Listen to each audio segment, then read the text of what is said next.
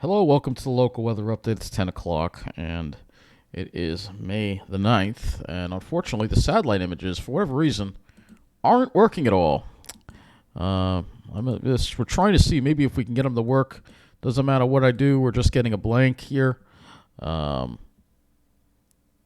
so nothing is working from the satellite site. So it seems like there's an issue. Let's see, maybe it's the whole thing is not working. And we kind of need that because of the smoke, unfortunately. So we don't know what's going on here. There's some kind of issue with the satellite, and the Weather Service has got a problem with their satellite image. Of course, kind of interesting that this happens. I hate to play that kind of devil's advocate here, but it's kind of interesting that it would happen. It's almost like they're doing it on purpose so people don't see what's going on with these fires. Fortunately, we have the MODIS satellite from NASA. Noah's out to lunch today, but this is the smoke that we were dealing with today.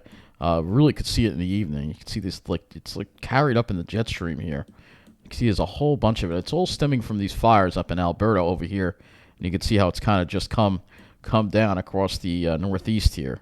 If you're in other parts of the country, you're getting a clear sky, but not for us. We got this smoke here that we're dealing with here, and this is all. It's like a little low pressure that was passed to our south, and now we'll have high pressure building in for tomorrow. But anyway, let's talk about what it looked like in the skies today. I have a video as well to show you what it looked like. So this is what the sun looked like around 7 o'clock. And this is what the sun looked like as it was setting. You can see just red, orangey sun. That's all. That's no, except for this little area here, all that is smoke. All of that is smoke that you're seeing there. And there's another look at it. So I'll have a little video of it for you as well. But anyway, let's go now to the wrap smoke model here, and we'll actually just run this loop here on the vertically integrated smoke here.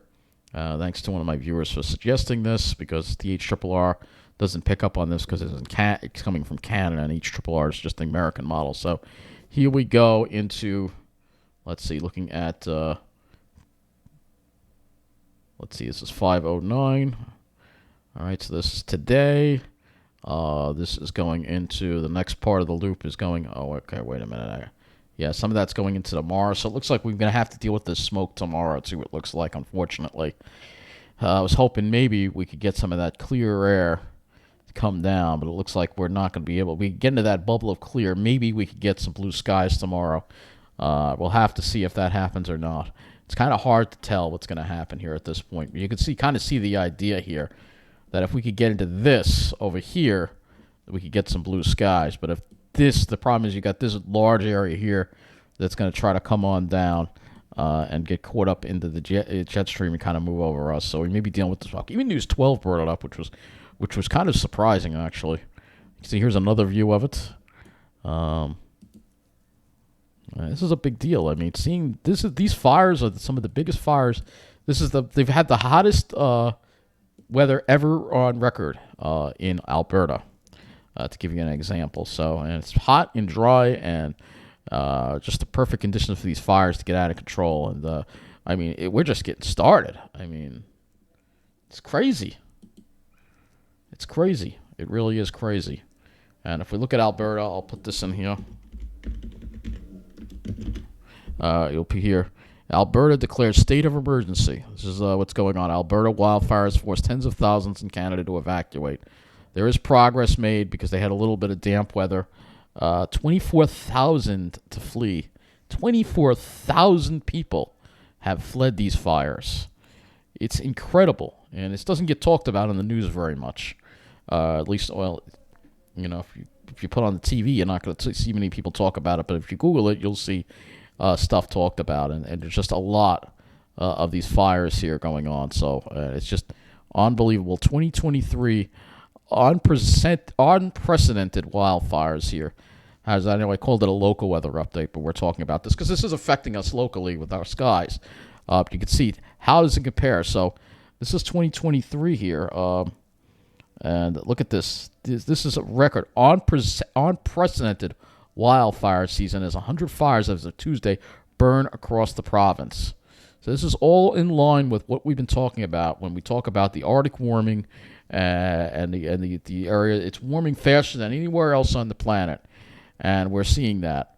right now. So this is like record information here. Look at the amount of hectares burned. I mean, that's crazy. That's crazy. And this is just so far this year. So we'd have to beat 2019. And we may wind up doing that because with this warm, dry weather, it's going to continue. And those aren't the only wildfires, believe it or not. We have fires in Siberia, too. Yep. If you look over here, Siberia and Russia, a lot of fires going on around there as well. Let's move this back to yesterday. You might actually get a better view, but you can see all that smoke that's over there, too. So literally the whole Arctic is just being shrouded in smoke. It's very scary what we're going through. This is a climate emergency. But nobody is taking it seriously. Nobody. So anyway, let's talk about the current conditions outside right now. We got 52 at Islip. We've had we had east winds becoming southeast. We'll just take a look at what the day was like at Islip today. And you can see we had a lot of high clouds, some mid-level clouds, but a lot of haze from all that smoke. And we got up into the mid-60s today. So I think we're fairly close to normal. We'll look at the climate statistics for Islip here. And you can see, actually, here you go. Here's another view of the smoke. So let's see, maybe this one will work here. There's another loop of it right there. There's the smoke right there. You can see it just coming. So we got, unless we can get into this and get some blue skies tomorrow, I don't know. It's kind of hard to tell at this point. We might be able to, especially toward the afternoon. But let's look at the local past weather for Islip. And so we got up to 65, normal high 6, so pretty much close to normal today. Close to normal. 65 for high, 48 low. Fairly close to normal for the day. But anyway, let's go look at the HRRR, shall we? The 0Z run, obviously, we're not going to see any precipitation on this. You can see not much precipitation at all, for that matter. So let's go look at the dew points. Dew points and wind flow. So we've got dry air in place. The winds are very light to begin with tomorrow. Light winds, maybe a light westerly wind. And then toward the afternoon, we'll see. It's showing west winds becoming south. So that's going to be more of a warmer day, I think, tomorrow versus the east winds that we had. And then for Thursday, same deal again. West winds becoming south. The air stays pretty dry throughout. Let's look at the temperatures here. Tomorrow we will warm up. I think tomorrow we will get probably low 70s in the middle of the island before the sea breeze kicks in on the south shore, drops the temperatures there. As far as lows tonight, we'll see 40s. Tomorrow night won't be as cold because the wind's going more to the southwest, so we'll have lows probably 45, 50, and then we heat it up a lot more on Thursday with temperatures getting into the mid-70s, maybe even upper 70s. It's going to be quite warm on Thursday. So let's go to the RGM and look at the sky cover. So here's the RGM. And the sky cover this does not show smoke. So as far as actual clouds go, there shouldn't be too many clouds. Thursday, not too many clouds, maybe a few high clouds. But other than that, again, it's all going to be about that smoke. Friday also not showing many clouds, but again, we may be dealing with that smoke. I'm curious to see. All right, so this is the RAP model here that's showing the smoke here. And again, this is looking at tomorrow here. We'll look at this one more time. This is tomorrow. You see, that's us right there. So it looks like we'll deal with it, but then maybe later in the afternoon we may have a little less of it before it rolls back in on us on Thursday, perhaps. So let's now go and look at a different model. I'm just curious if the HRRR is actually showing this or it's still refusing to show it. Go to the 0Z and I'll just... Do we have a 0Z? We got a 10Z and then a 1Z. All right, where did the 0Z go? That's what I'm kind of curious about. All right, so whatever the case is, we don't even have it. So we only have this. All right, forget about the HRRR one. That's where we're using the wrap. But anyway, yeah, this smoke is going to be with us probably tomorrow.